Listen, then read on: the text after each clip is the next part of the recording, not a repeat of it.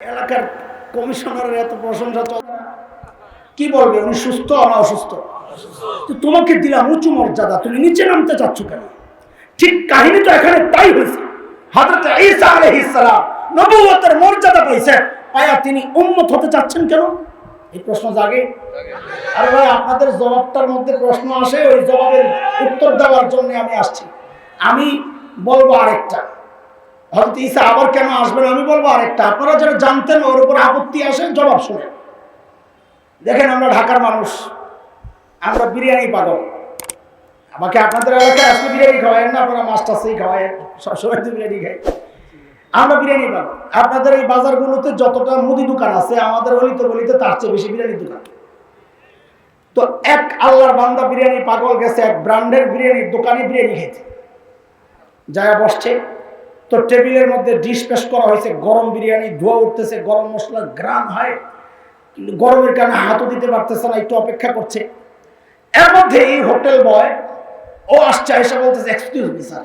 কি সে বলে, স্যার আমাদের হোটেলে না, আমাদের রেস্টুরেন্টে একটা স্পেশাল জিনিস আছে, এক্সিলেন্ট স্যার, অনেক টেস্ট, এত মজা স্যার। এমন ভাবে বলতেছে বেচারা মুখে লাগায় বসছে। তো বলে, কি রে, কি এটা, কি জিনিস? তো বলে, স্যার আমাদের হোটেলে একটা চাটনি আছে। চাটনি কি? আচার। আচার কি? আচার হেভি মজা, দিব স্যার? তো দে, যেমনি বলছস দে। তো একটা ফ্রিজে করে একটু আচার নিয়ে আসছে। এবার আপনারা বলেন, আচারের দাম বেশি না বিরিয়ানির দাম বেশি? বুঝে শুনে বললেন, আচারের দাম বেশি না বিরিয়ানির দাম বেশি? বিরিয়ানির দাম বেশি। তো উনি যে আচার চাইলেন, এখন বসে বসে বিরিয়ানি বাদ দিয়ে আচার খান। হ্যাঁ, আরে বলেন না, বিরিয়ানি বাদ দিয়ে আচার খাবে। তো আচার কেন চাইছেন? আচার চাইছে ওই বিরিয়ানির স্বাদটার একটু বাড়ানোর জন্য, তাই তো নাকি? তো এবার বুঝেন, আল্লাহ তাআলা নবী ঈসা আলাইহিস সালাতু ওয়াস সালামের সামনে নবুয়তের বিরিয়ানির ডিশ পেশ করে বলতেছে, নবী ঈসা আখরি পয়গম্বরের উম্মতের চাটনি হেভি টেস্ট। তো হযরত ঈসা কয়, আল্লাহ তাহলে আমার আখরি পয়গম্বরের উম্মতের একটু চাটনি দেন, যেন আমি আমার নবুয়তের বিরিয়ানির মজাটা একটু বাড়ায় লইতে পারি। বিরিয়ানি বাদ দিয়া না রাইখা? আরে কথা বলেন না, বিরিয়ানি রাইখা না বাদ দিয়া?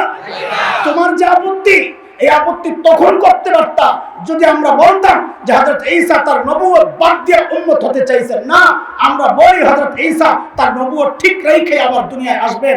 এই জন্য আমরা বলার সময় সতর্ক থাকবো যে আমার নবীর পরে আর কেউ নবী আসবে না, এই কথা বলবো না।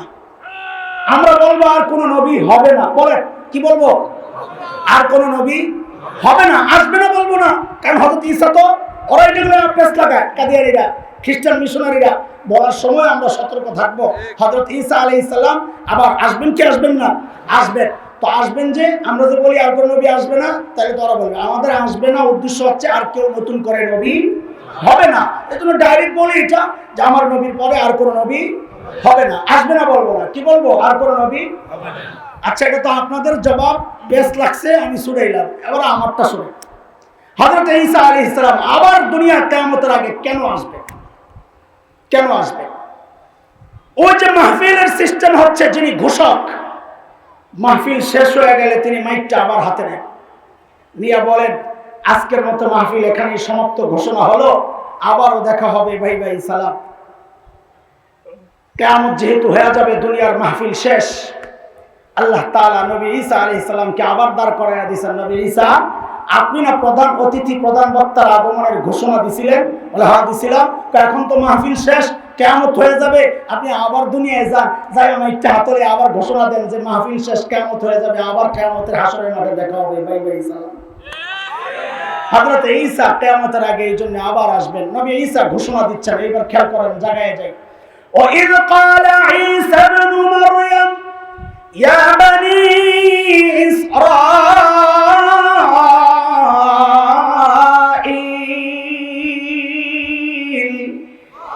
إِنِّي رَسُولُ اللَّهِ إِلَيْكُمْ مُصَدِّقًا لِمَا بَيْنَ يَدَيَّ مِنَ التَّوْرَاةِ।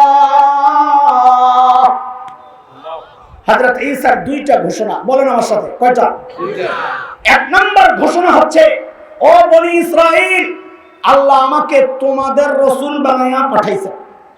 এটা হচ্ছে আজকের আলোচনার মূল পয়েন্ট। এবং এই কথা না বুঝার কারণে আমাদের দেশে অনেক ফিতনা মাথাচাড়া দিচ্ছে, এই কথাটা না বোঝার কারণে আমরা প্রতিবাদ করলে একটা শ্রেণী আমাদের বিপক্ষে, আমাদের প্রতিপক্ষ হয়ে যায়। আজকে ওই জিনিসটা আপনাদেরকে বুঝাইতে চাই, সাথে আমার সাথে আপনারা উচ্চারণ করেন কথাটা, ও বনি ইসরাইল, আল্লাহ আমাকে তোমাদের রাসূল বানায়া পাঠাইছে। এই কথাটা মনে থাকবে ইনশাআল্লাহ। এটা পরে আসবো আমি তখন বলবো, পেছনে এক কথা রেখে আসছি আপনাদেরকে মনে করায় দেওয়ার জন্য, এটা এখন একটু আলাদা কোট করে রাখলাম। রাখেন এই কথা বাদ। চলেন 2 নম্বর ঘোষণা, ومبشرا برسول يأتي من بعد اسمه أحمد। আর শোনো, এতদিন তো আমি ওয়াজ করছি, এখন আখেরি পয়গম্বর, প্রধান বক্তা, প্রধান অতিথি আসছে, সুসংবাদ গ্রহণ করো, লিল্লাহি তাকবীর। হ্যাঁ, সুসংবাদ গ্রহণ করো, যার নাম হবে আহমদ। দোস্ত, আগেই বলেছি, আল্লাহ আমার নবীকে যা দিছে সব সেরা সেরা জিনিস দিয়ে সাজায় পাঠাইছে। নাম দিছেন তো সেরা নাম। আমার নবীর 2 নাম, মোহাম্মদ, আহমদ। মোহাম্মদ মানে সবচেয়ে বেশি প্রশংসিত, বড় আজীব নাম এটা। আরবের কাফেররা হাটে ঘাটে বাজারে যায় মানুষকে বলে, এই মোহাম্মদ খারাপ লোক, ওর কাছে যাইবে না। এখন মানুষ জিজ্ঞেস করে, যেই মানুষটা সবচেয়ে প্রশংসিত উনি আবার খারাপ কেমন হয়? লাগছেনি ভেজা। এখন এসে মিটিং বসছে, বলে এই নাম পাল্টা। তো নাম পাল্টায় কি দিবে? বর্তমান সময় হলে বলতো আর কি, তেতুল হুজুর জঙ্গি টঙ্গি একটা দিয়ে দিস না। তো ওই সময়ের জন্য ছিল ওইটা। কি নাম দিছে? মুজাম্মাম। কি নাম? মুজাম্মাম, সবচেয়ে বেশি নিন্দিত। হ্যাঁ ঠিক আছে, এইবার মিলছে। বাজারে যায় বলছে, ওই যে মুজাম্মাম আছে না, খারাপ লোক, ওর কাছে যাইবে না। 40 বছর মানুষ জানছে একটা মানুষের নাম মুহাম্মদ, এখন হঠাৎ করে যায় মুজাম্মাম বলে, হানার কেউ চিনে না। কার কথা বলতেছেন? চিনলাম না কেউ। লাগছিনি বেজা। আল্লাহু আকবার বলেন না। আরে দোস্ত, সারা জিন্দেগি তুমি আমার নবীর বদনাম করবা করবা করবা করবা, দিন শেষে জিজ্ঞেস করা হবে, তুই কার বদনাম করছস? তো বলবা, যিনি সবচেয়ে বেশি প্রশংসিত তার। মাথা ঠিক আছে নি তোর? আল্লাহু আকবার। আমার নবীর আরেক নাম আহমদ। আহমদ মানে সবচেয়ে বেশি প্রশংসাকারী। ওই যে মাকামে মাহমুদের মধ্যে আমার নবী আল্লাহর এমন এমন শব্দে প্রশংসা করবেন, নবী বলেছেন ওই শব্দে ইতিমধ্যে আর কেউ প্রশংসা করে নাই, করবেও না। কিন্তু বিষয় ওইটা না, আমি ওই দিকে যাচ্ছি না। শব্দটাও কি চমৎকার, একটু খেয়াল করেন। নবীদেরকে আল্লাহ দুনিয়ায় পাঠান মানুষকে ইবাদত শেখানোর জন্য। একটু জোরে সরে বলেন তো, ইবাদতের মধ্যে শ্রেষ্ঠ ইবাদত কোনটা? বলেন বলেন। আল্লাহু আকবার। আল্লাহ যেন আমার নবীর নামটা দিয়াই ওই নামাজটাকে সাজাইছেন। বলে মানে কি? বলে আপনি একটু নামাজটার দিকে তাকায় দেখেন, পুরো নামাজটাই তো আহমদ। বলে কেমনে? বলে আহমদ লিখতে অক্ষর লাগে 4টা, আলিফ, হা, মিম, দাল। একজন মানুষ যখন নামাজে দাঁড়ায়, যেন আহমদের আলিফটা দাঁড়ায় আছে। যেই না মানুষটা রুকুতে যায়, যেন হায়ের মাথাটা আপনি খেয়াল করে দেখেন। যেই না মানুষটা সেজদায় যায়, যেন মিমটা বসে আছে। যেই না মানুষটা আত্তাহিয়াতুর সূরতে বসে, দেখেন কি সুন্দর করে দালটা বসে রয়েছে। আল্লাহু আকবার। আমার নবীকে আল্লাহ যা দিয়েছেন তো সেরা সেরা জিনিস দিয়ে সাজায় পাঠাইছেন। এই দোস্ত বলেন তো, ভাষার মধ্যে শ্রেষ্ঠ ভাষা কোনটা? আরবি। ইন্টারন্যাশনাল কোনটা? না ইংরেজি? পড়ছেন রেজাল্টে ইন্টারন্যাশনাল বুঝি ইংরেজি। 2 হাত মাটির নিচে গেলেই তো আর ইংরেজি চলে না। নাকি ফেরেশতারা জিজ্ঞেস করবে? নাকি ফেরেশতারা জিজ্ঞেস করবে হু আর ইউ? কি জিজ্ঞেস করবে? কথা তো বলে। এটা আরবি না বাংলা? জমিনের নিচে যে ভাষা চলে, আসমানের উপরে যে ভাষা চলে, জান্নাতেও যেই ভাষা চলবে, ওইটা আসল ইন্টারন্যাশনাল। কথা কোন ঠিক কিনা? আল্লাহর শ্রেষ্ঠ ভাষাটাও দিয়েছেন আমার নবীর। শুধু তাই না, ওই শ্রেষ্ঠ ভাষাটাকেও আল্লাহ আমার নবীর নাম দিয়েই সাজাইছেন। সুবহানাল্লাহ। বলে এটা আবার কেমনে? কই বুঝেন না? আমার নবীর যতগুলো নাম আছে সবগুলো নামের প্রথম অক্ষর লয়ে আল্লাহ যেন আরবি ভাষাটারে বানাইছেন। বলে মানে কি? বলে দেখেন না আপনি আলিফ থেকে ইয়া পর্যন্ত টান দিয়ে দেখেন, প্রত্যেকটা অক্ষর আমার নবীর নামের প্রথম অক্ষর। আপনি যদি আলিফকে টান দেন, আমার নবী আহমদ। আপনি যদি বাকে টান দেন, আমার নবী বাশীর। আপনি যদি তাকে টান দেন আমার নবী তাকি, আপনি যদি সাকে টান দেন আমার নবী as-সাকিব, আপনি যদি জিমকে টান দেন আমার নবী জামিল, আপনি যদি হাকে টান দেন আমার নবী হামিদ, আপনি যদি খাকে টান দেন আমার নবী খাতামুন নবীন, আপনি যদি দালকে টান দেন আমার নবী দাইয়ান ইলাল্লাহ, আপনি যদি জারকে টান দেন আমার নবী জাকি, আপনি যদি রাকে টান দেন আমার নবী রাহমাতুল লিল আলামিন, আপনি যদি জাকে টান দেন আমার নবী জাইরুল জান্নাহ, দুনিয়া থেকে জান্নাত ঘুরে আসছেন, আপনি যদি সিনকে টান দেন আমার নবী সাইয়্যিদুল বাশার, আমার নবী সাকিয়ে কাউসার, আপনি যদি শিনকে টান দেন আমার নবী শফিউল মুজনিবিন, আপনি যদি সাদকে টান দেন আমার নবী সফিউল্লাহ, আপনি যদি দাদকে টান দেন আমার নবী দামিন উম্মতের জিম্মাদার, আপনি যদি তাকে টান দেন আমার নবী তাইয়িব, আমার নবী তাহির, আপনি যদি জাকে টান দেন আমার নবী জাহির লাইসাল বাতিন। বেদাতীরা বলে নবী গায়েবও জানে জাহিরও জানে, গায়েব জাননে ওয়ালা একমাত্র কে? আল্লাহ। আপনি যদি আইনকে টান দেন আমার নবী আব্দুল্লাহ, আপনি যদি গায়বকে টান দেন গয়ুর মানে আত্মমর্যাদা, নবী বলেছেন আগিয়ারু মিনকুম, তোমাদের মধ্যে সবচেয়ে বেশি আত্মমর্যাদা আমার। আপনি যদি ফাকে টান দেন আমার নবী ফারিক বাইনাল হক্কি ওয়াল বাতিল, হক বাতিলের চূড়ান্ত পার্থক্যকারী। আপনি যদি কফকে টান দেন আমার নবী কারিউল কোরআন, কোরআনের সর্বপ্রথম পাঠক। আপনি যদি কাফকে টান দেন কাফিলুল উম্মাহ, আল্লাহ তাআলা আমার নবীকে উম্মতের কাফিল বানাইছেন। আপনি যদি লামকে টান দেন আমার নবী লাঈমুশ শয়তান, শয়তানের সবচেয়ে বড় নিন্দাকারী। আপনি যদি মিমকে টান দেন আমার নবী মুহাম্মদ, আমার নবী মাহবুব, আমার নবী মনসুর, আমার নবী মুজাম্মিল, আমার নবী মুদ্দাসসির, আমার নবী মুস্তাফা সাল্লাল্লাহু আলাইহি ওয়াসাল্লাম। আপনি যদি নুনকে টান দেন আমার নবী নাযীর, আপনি যদি ওয়াওকে টান দেন আমার নবী ওয়াকিল, আপনি যদি হাকে টান দেন আমার নবী হাদি লিল আলাম, আপনি যদি হামজাকে টান দেন আমার নবী আল আমিন, আপনি যদি ইয়াকে টান দেন আরে মালিক কত মায়া করে ডাক দিয়েছেন ইয়াসিন। এর দোস্ত কোন দিকে যাব আমি? আমার নবীর শান বললে তো দিন রাত 24 ঘন্টা খালি বলতেই থাকতে হবে, বলতেই থাকতে হবে। আল্লাহু আকবার। আল্লাহ যা দিবেন তো সব সেরা সেরা জিনিস দিয়ে সাজায়া দিবেন। আর চুল দিবেন তো সেরা চুল, নাক দিবেন তো সেরা নাক, কান দিবেন তো সেরা কান, ঠোঁট দিবেন তো সেরা ঠোঁট। আর এই যে আমি ঘামতেছি, আমার নবীরে আল্লাহ ঘাম দিবেন তো সেরা ঘাম দিবেন। আমার আপনার ঘামের দুর্গন্ধে ধারে কাছে কেউ বসতে পারে না, অথচ সাহাবায়ে কেরাম আমার নবীর ঘাম সংগ্রহ করতেন কেন? যা তাদের প্রোগ্রামগুলোতে একটু ঘাম লাগায় দেওয়া যায়, তাইলে গোটা প্রোগ্রামটা সুঘ্রাণে মৌ করত। রহমতের নবী, বরকতের নবী দুনিয়ায় যখন আসেন বরকত আর বরকত। হযরতে আমিনা বলেন আমার দুলাল যখন আমার পেটে, আমি যখন জমজমের কিনারে যাই, আমি লক্ষ্য করলাম জমজমের পানিগুলো নিচের থেকে আস্তে করে উপরের দিকে এসে পড়ে। আল্লাহু আকবার।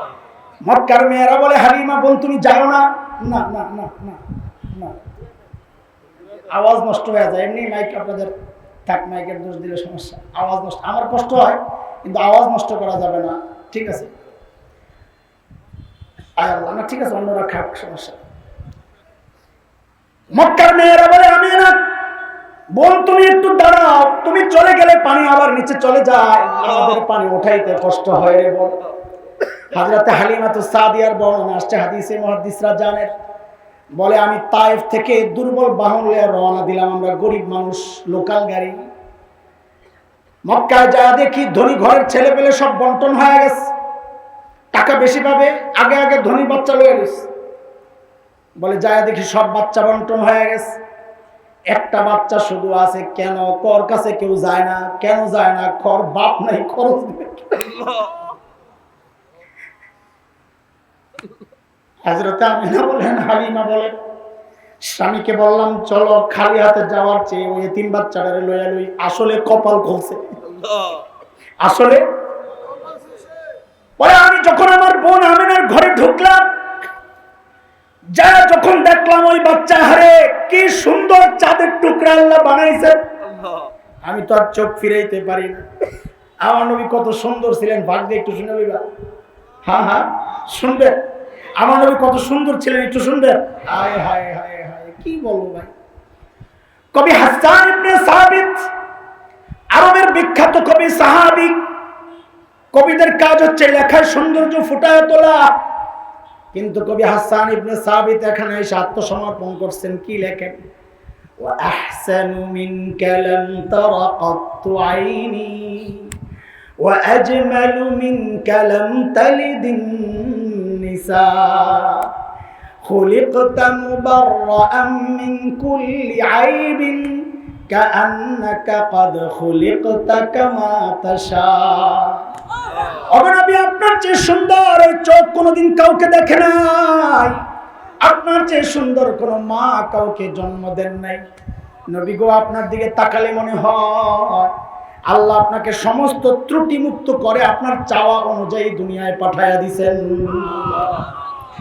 আম্মা জানা আয়েশা রাদিয়াল্লাহু আনহা বর্ণনা করেন, মিশরের মেয়েরা নবী ইউসুফের সৌন্দর্যে পাগল হইয়া নিজেদের হাতের ছুরিগুলা দিয়া হাত কেটেছিল। কোরআনে সূরা ইউসুফে বর্ণনা আসছে না, وقطعنا أيديهم وقلنا حاش لله ما هذا بشرا إن هذا إلا ملك كريم الله أكبر। হাত কাটার বলে মানুষ না, এটা মানুষ এত সুন্দর হয় নাকি? এটা সম্মানিত ফেরেশতা। আমারও তো কত কথা চারিদিক থেকে গুতা, আমি তাড়াতাড়ি জন্য দৌড়াইতেছি, কিন্তু কিছু কথা ছাড়তেও মনে চায় না। শাহাদাতের তামান্না যারা করো তাদের জন্য এই জায়গায় খোরাক আছে, খোরাক শুনবা। হ্যাঁ, আল্লাহু আকবার। কি রে ভাই, মিশরের মেয়েরা হাত কাটতেছে, খবর নাই, তাকায় রয়েছে, পাগল হয়ে তাকায় রয়েছে। আচ্ছা, তাকাইছে যে, খুব খেয়াল করেন, সূক্ষ্ম কথা, সূক্ষ্ম কথা আমভাবে বলতো খারাপ লাগে, সবাই বুঝে কিনা ওলামায়ে কেরাম বুঝবেন, মজা পাবেন অবশ্য। তাকাইছে কয় পক্ষ? মিশরের মেয়েরা তো তাকাইছে, হযরত ইউসুফ কি তাকাইছে না? হযরত ইউসুফ আলাইহিস সালাম নবী, সমস্ত নবীরা মাসুম, নবুয়তের আগেও পরেও। বিশেষত হযরত ইউসুফ সম্পর্কে যেহেতু অভিযোগ আসছে, তো আল্লাহ তাআলা নিজে সাক্ষী দিয়েছেন ইউসুফ আলাইহিস সালামের পবিত্রতার শানে। সূরা ইউসুফ 23-24 আয়াতগুলো খুলে দেখেন, ছোট্ট করে আল্লাহ বলেছেন এক জায়গায়, কাযালিকা লিনাসরিফা আনহু সুআ ওয়াল ফাহশা, আমি আমার স্পেশাল বান্দাদেরকে যেভাবে গুনাহ থেকে বাঁচায়া দেই, ইউসুফকে ওইরকম অশ্লীল কাজ থেকে, অন্যায় কাজ থেকে আমি আল্লাহ বাঁচায়া দিই। কি বোঝা গেল? হযরত ইউসুফ তাকাইছেন না তাকান নাই? তাকান নাই। বলেন কথা, তাকাইছেন না তাকান নাই? তাকান নাই। তাহলে দৃষ্টি কয় পক্ষের? বলেন কথা, কয় পক্ষের? এইবার বলেন, বৈধ না অবৈধ? এই যে তাকাচ্ছে ওরা মেয়েরা, এটা বৈধ না অবৈধ? আরেক পুরুষের দিকে তাকাইতেছে, বুঝলেন না? এটা বৈধ না অবৈধ? বৈধ তাকাইছে, অবৈধ তাকাইছে, এক পক্ষ হাত কাটতেছে, খবর নাই। এই পর্যন্ত রাখেন কথা। শহীদরা যখন দুনিয়া থেকে বিদায় নেয়, দেখার সৌভাগ্য কারো হয়েছে কিনা তো শুনেন। কি দেখা যায়? বিভৎস চেহারা, চোখ উপড়ানো, কান কাটা, পেট ফাড়া, হাত একটা ওই জায়গায়, পা একটা ওখানে, ছিন্ন বিচ্ছিন্ন, কি এক অবস্থা। কিন্তু ভালো করে লক্ষ্য করলে দেখা যায় ওর ঠোঁটে একটা মুচকি হাসি লেগে আছে। কি রে ভাই, ও ব্যথা পায় না? এই যে এভাবে কাটাকাটি হলে ব্যথা পায় না? খুব ব্যথা পাইব কই থেকে? মিশরের মেয়েরা এক পক্ষ তাকাইয়া হাত কাটে, খবর নাই। শহীদ যখন দুনিয়া থেকে বিদায় নেয়, তখন পক্ষ তো একটা না, ও দেখতেছে জান্নাতের হুরগিলমান ডাকতেছে, ও তাকায় আছে হুরগিলমানের দিকে, হুরগিলমান তাকায় আছে ওর দিকে, আল্লাহ সে আজিম থেকে তাকায় আছে। পক্ষ কয়টা? তিনটা। পক্ষ কয়টা? শহীদ, হুরগিলমান, আল্লাহ। সব তাকানো যে পক্ষ, বৈধ না অবৈধ? বৈধ তাকানো তিন পক্ষ। এক পক্ষ অবৈধ তাকায় হাত কাটে মিশরের মেয়েরা, খবর নাই। তিন পক্ষের দৃষ্টি বিনিময় হচ্ছে, সেখানে খবর থাকবে কোত্থেকে? দুনিয়ার মানুষ দেখছে, ওকে টুকরা টুকরা করা হচ্ছে, ওর তো খবর নাই। ও হাসতে হাসতে জান্নাতের পথে রওনা। আমার ডিস্টার্ব করে, আমার যা লাগবে, আমি বেলা থাকার লোক মানুষ, আমার যা লাগবে আমি চেয়ে নিব। আমার নিয়ে কারো প্যারেশানির দরকার নাই। আপনারা শুধু কথাগুলো শুনতে থাকেন। মনোযোগ হারায় গেলে পরে হারায় যাবেন। বাজার থেকে হারায় গেলে খাইবেন কি? মনে আছে না? আম্মা জানা আয়েশা বলেন, আরে মিশরের মেয়েরা নবী ইউসুফের সৌন্দর্যে পাগল হইয়া ছুরিগুলা দিয়া নিজেদের হাত কেটেছিল। মিশরের মেয়েরা যদি আমার হাবিবকে দেখতো, তো এই ছুরিগুলা দিয়া হাত না কাইটা নিজেদের কলিজা গুলা টুকরা টুকরা করে ফেলতো। সুন্দর আমার নবী শান। আসলে আমি কি বয়ান করব? একটা কথা বলি, বলে আর সামনের দিকে যাই। এক কবি এই জায়গায় আইসা বলে, ভাই খামাকে আগে মেরা লাভ নাই, এটা কারো পক্ষে সম্ভব না। তো কবি কি বলে? ইয়া সাহিবাল জামালি ইয়া সাইয়্যিদাল বাশার মিন ওয়াজহিকাল মুনীর লাকাদ নাওয়ারাল কমার লা ইউমকিনুস সানাউ কামা কানা হাক্কুহু বাদাজ খুদা বুজুর্গ তুই কিসসা মুখতাসার। ও সৌন্দর্যের বরপুত্র, আপনার প্রশংসা আমি কি করব, কারো পক্ষে করা সম্ভব না। শেষ একটা কথা বলে যায়, ওই কথা বলার আগে একটা কথাও বলেছেন, আপনার সৌন্দর্য আমার দ্বারা সম্ভব না বলা, কারো পক্ষেই সম্ভব না। আপনার চেহারার দিকে তাকালে মনে হয় ওই পূর্ণিমার চাঁদ আপনার চেহারার আলো দিয়া আলোকিত হয়েছে। শেষ একটা কথা বলে যায়, আল্লাহর পরে আপনি সবচাইতে সম্মানী, এর বেশি আর কিছু কইতে পারবো না। কথা বুঝে আসছে না? চলে হযরত হালিমাতুস সাদিয়া বলেন, ওই সুন্দর চেহারার দিকে তাকায় আর চোখ ফিরাইতে পারি না। আর মালিক কি সুন্দর চাঁদের টুকরা বানাইছেন। দৌড়ায়া যায় বুকের সাথে জড়াইয়া ধরলাম। হযরত হালিমা বলেন, আমার কাছে মনে হলো ওই বাচ্চাও যেন আমার জড়াইয়া ধরছে। আসলে মায়ায় এমন ভাবে ধরছে মনে হয় যেন ওদিক থেকেও ধরছে। আমি মনে মনে বুঝলাম বড় এক নেয়ামত পাইয়া গেছি। স্বামীরে যা বললাম, চলেন টাকা পয়সা লাগবে না, বড় এক জিনিস পাইয়া গেছি, চলেন। ও দোস্ত, এখান থেকে একটু খেয়াল করো। হযরত হালিমাতুস সাদিয়া বলেন, আমি যখন আমার ওই দুর্বল বাহনের উপরে যায় বসলাম, আমার আদরের দুলাল আমার বকে, আমার স্বামী সামনে যায় উঠলেন। ড্রাইভার বলে, যেই না আমার স্বামী সামনে উঠলেন, অমনি বাহনটা ধপাস করে বসে বসছে। আমি অবাক হয়ে তাকায় রইলাম, কিরে বাহন তো এত দুর্বল না, সেই শুধু তাইফ থেকে আসছে, বাচ্চার ধারে বসার তো কথা। স্বামীকে বললাম, দেখি একটু নাইমা দাঁড়ান তো। যেই না তিনি নেমে দাঁড়ালেন, অমনি বাহনটা আবার লাফ দেওয়া দাঁড়ায় গেছে। আমি তো কেমন কেমন জানি লাগতেছে। স্বামীকে আবার বললাম, দেখি আপনি আবার উঠেন। উনি আবার যখন উঠতেন, বাহন আবার ধপাস করে বসে বসছে। আমার সন্দেহ আরো বাড়ছে। বললাম, আবার একটু নেমে দাঁড়াবে। আবার যখন নেমে দাঁড়ালেন, বাহন আবার লাফ দিয়ে দাঁড়ায় গেছে। আমার এবার যা বুঝার বুঝে আসছে। স্বামীকে বললাম, দেখি তো আপনি সামনে না বসে একটু পিছনে যায় বসেন তো দেখি। আল্লাহু আকবার। বলে, যেই না আমার স্বামী পেছনে যায় বসলেন, অমনি বাহন লাফ দিয়া দাঁড়ায় এখন সবার আগে আগে দৌড়ায়। আল্লাহ দেখা দিয়েছেন হালিমা আমার বন্ধু শিশু, তাতে কি তাকে বেইজ্জতি করে পিঠ দিয়ে বসার জন্য আমি দুনিয়ায় পাঠাই নাই। আল্লাহ আমার নবীকে ইজ্জত দিচ্ছে, তোমার হৃদয়ে না থাকতে পারে। হ্যাঁ, আমার নবীকে আল্লাহ ইজ্জত দিচ্ছে। এই জন্যই তো আমরা মাঝে মধ্যে নবীর বেইজ্জতি দেখলে অস্থির হয়ে যাই। আমার ভাই আছেন সামনে, বলে যাই কথা, সামনে পাবো না, পিছনে থাকলে সমস্যা। যারা যায় কথা লাগায়, ওরা মোটা তাজা করে, এদিক সেদিক করে ফেলে। আমরা আমাদের হৃদয়ের কথাগুলো আপনাদেরকে শোনাই, আপনারা বুঝে আমরা আপনাদের প্রতিপক্ষ নই, আমরা রাষ্ট্রের বিরোধী কেউ নই। আমাদের একটাই সমস্যা, যদি মনে করেন আমরা আমাদের নবীকে নিজের জীবনের চেয়ে বেশি ভালোবাসি। আপনারা আপনার নেতাকে ভালোবাসেন, বাসেন, এটা দোষের কিছু না। আপনি আপনার মা বাবাকে ভালোবাসেন, বাসেন, দোষের কিছু না। হ্যাঁ, আপনার বাবার কেউ কটূক্তি করলে বিচার হয়, করেন, দোষের কিছু না। আমাদেরও একটা দাবি, এটা আমাদের কলিজার দাবি। দেখেন, এই দাবিতে আমরা আপোষকামী না, আমরা আপোষহীন। আমরা বলি আমাদের বিবি বিধবা হবে, আমাদের কোনো পরোয়া নাই। আমাদের সন্তান এতিম হবে, আমাদের কোনো পরোয়া নাই।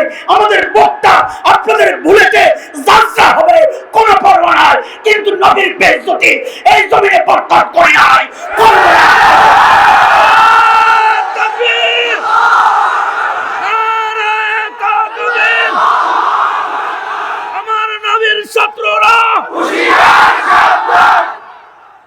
আমরা বেশি কিছু চাই না আপনাদের কাছে।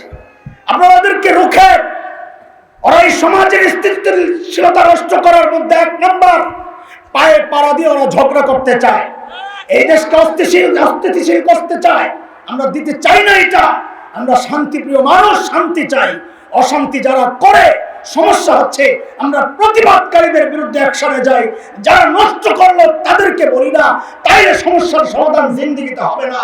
যারা আগুন লাগায় ওদেরকে রুখেন, আমরা আপনাদের সাথে আছি ইনশাআল্লাহ। হযরত হালিমাতুস সাদিয়া যখন তায়েফ পৌঁছে, আহারে হালিমার বকরিগুলো ঘাস খায় যখন ঘরে ফেরত আসে, সবাই দেখে হালিমার বকরির ওলানগুলো দুধে ভরা, অন্যদের বকরির ওলানে দুধ নাই, কম। মেয়ের আয়েশা জিজ্ঞেস করে হালিমাকে, ও বল তোমার বকরি ঘাস খায় কোন জায়গায়, একটু দেখায় দাও না। ওই যে আমরা মোটা বাচ্চা দেখলে বলে তোর বাপে কোন দোকানের চাল খাওয়ায় রে। হ্যাঁ, হযরত হালিমা বলেন, আরে এগুলো আমার বকরির কোনো কারামতি না, এগুলা ঘাসেরও কোনো বরকত না, এটা আমার কুরাইশি দুলালের বরকত। আরে দোস্ত কয়টা বলবো, শেষ একটা বলে আসল কথায় যাই। আমি তুই না চিনলেও জীবজন্তু আমার নবীকে চিনেছে। হযরতে সীমা, হালিমার ছোট্ট মেয়ে সীমা, বকরি চড়ায়। একদিন আসতে আসতে দেরি হয়ে গেছে। হালিমা তো রাগ করছেন, হ্যাঁ দেরি করছ কে? বাচ্চা মানুষ, কাম করে আবার বকা, খুব মাইন্ডে লাগছে। যাবো না, তোমার বকরি তুমি সামলাও যায়। মানুষ জানে কাউকে ঘায়েল করতে হলে তার দুর্বল পয়েন্টটা হাত দিলেই হয়, তাই না? হালিমাও জানেন সীমার দুর্বল পয়েন্ট কোনটা। ওর কুরাইশি ভাইরে খুব ভালোবাসে। যেই বলছে আমি যাব না, হালিমা কি কয়, যাবে না, যাও যাও না, আমার কি সমস্যা, তোমার কুরাইশি ভাই না খাই মরবো, আমার কি। আল্লাহ যেটা কইছে সীমা কয় আমার যাও, জায়গায় হাত পড়ছে। আমার ভাইয়ারে তো ঢাল বানাইছো, তাই না? ঠিক আছে, তাইলে আমি আমার ভাইয়ারে লইয়েই যাব। লাগছে নি আর এক বেজা, তুই একা যায় বকরি সামলাইতে পারো না, আবার ভাইয়া নিয়ে যাবা। তো হযরতে সীমা কি জবাব দেন, না রে মা না, আগের দিনের ঘটনা তো আমি তোমাকে শোনাই নাই রে মা। ওই যে আরেকদিন ভাইয়ারে বকে নিয়ে আমি মাঠে গিয়েছিলাম, মারে আমি তো আমার ভাইয়ারে বকে নিয়ে সামনের দিকে হাঁটতেছি রে মা। অন্য দিনের মতো বকরিগুলারে ধরাও লাগে না, ডাক দেওয়াও লাগে না, সবগুলো পেছনে লাইন ধরে ধরে হেঁটেছে। মাঠে পৌঁছার পর বকরিগুলো ছেড়ে দিছি ঘাস খাওয়ার জন্য। আমি ভাইয়াকে কোলে নিয়ে চেহারার দিকে তাকায় আছি, আরে কি সুন্দর আল্লাহ বানাইছেন। চোখ তো আর ফিরাইতে পারি না, তাকায় রইছি তো রইছি। মারে কখন যে দিন শেষ হয়ে গেছে আমার খবর নাই। অন্ধকার নেমে আসছে, হঠাৎ যখন বুঝলাম আলো আদারি, কলিজা শুকায় গেছে। আরে না জানি আমার বকরিগুলো হারায় গেছে। উদ্বেগ উৎকণ্ঠা সহ যখন মাথা উঠালাম, কি দেখলাম মা জানুনি? এতক্ষণ আমি আমার ভাইয়ার চেহারার দিকে যেমনি তাকায়া ছিলাম রে মা, মাথা উঠায়া দেখি সবগুলো বকরি চারদিক থেকে লাইন ধইরা গোল হইয়া দাঁড়ায়া সবগুলো আমার ভাইয়ার চেহারার দিকে এমনি তাকায়া আছে। তুমি না চিনলে কি হয়েছে, সবাই চিনছে, দুনিয়ার সব মাখলুক আমার নবীকে চিনেছে। আমাদের দুর্ভাগ্য, আমরা চিনি নাই, এই জন্য নবী চিনাচ্ছে। এতক্ষণ যা বললাম আর আগে বাড়া যাবে না, আসল কথা শেষে খাওয়া লেট হয়ে গেলে তো খিদে আমার মেহমান মেরে দেবো না। চলে বাজার করা শেষ। এতক্ষণ কি বুঝলেন? আল্লাহ আমার নবীকে যা দিছেন সব সেরা সেরা জিনিস দিছেন, দুই একটা কম দিছেন। কিতাব দিছেন তো কোরআন আল কারীম, কালামুল্লাহ, শ্রেষ্ঠ কিতাব দিছেন। উম্মত দিছেন তো আপনাদের মতো খাইরে উম্মত দিয়া দিছেন। সঙ্গী দিছেন তো খাইরুল কুরুন, শ্রেষ্ঠ মানুষ সাহাবীরা, ওদেরকে দিয়ে দিছেন। একান্ত বন্ধু দিছেন তো আবু বকরের মতো সেরা মানুষ দিয়ে দিছেন। যা দিছেন সব সেরা সেরা জিনিস দিয়া সাজায়া পাঠাইছে। এতটুকু বুঝছেন? কথা এই পর্যন্ত যা বলছি অস্পষ্ট আছে কিছু? মাথায় ঢুকছে আমার নবী যে অনেক মহান ব্যক্তিত্ব? এটা বুঝে আসছে? আলহামদুলিল্লাহ। হুজুর, একটা পেশ আছে, আপনাদের পক্ষ থেকে প্রশ্ন আসার কথা করেন নাই, আমি করছি, আমি ছুটাই। হুজুর, শুরুতে তুলনা তো করছেন এক বাবার সাথে, কোন বাবা? আশা 440 বাবা। আচ্ছা হুজুর, ওই 440 বাবা তো দূরের কথা, নর্মাল বাবাও তো কোনো মেয়েরে এমন ছেলের কাছে বিয়ে দিতে চাইবে না যে ছেলের বাড়ি ঘর নাই। দেখেন এতক্ষণ উড়া উড়া কথা বলছে, কথাগুলো আমাদের প্রাণের কথা, কিন্তু একটু উড়া উড়া কথা, গভীর না। এখন আমি গভীরে ঢুকছি ধীরে ধীরে। কবিরউদ্দিন ভাই, কবির ভাই কই? প্রশাসনিক কোনো বাইন্ডিংস আছে, এই টাইম শেষ করতে হবে, সমস্যা নাই। এমপি সাহেব পরে বিব্রত না, বিব্রত হবেন না তো পরে? ঠিক আছে, ঠিক আছে। আপনাদের সহযোগী হয়েই আমরা কাজ করতে চাই ইনশাআল্লাহ। আপনারা যেন বিব্রত না হন, সেটাও আমাদের লক্ষ্য রাখা, আমরা চাই। 440 বাবা এই মেয়েকে, তার মেয়েকে, এত আদরের মেয়ে, এমন জায়গায় বিয়ে দিবে যে ছেলের ঘর বাড়ি নেই। কথা বলে দিবে? দিবে? হুজুর এই জায়গায় একটু আপত্তি আছে, উদাহরণ মিলে নাই, আসল জায়গায় মিলে নাই। কি সমস্যা? আল্লাহ তাআলা না আমার নবীকে সব সেরা সেরা জিনিস দিয়ে সাজায় পাঠায়।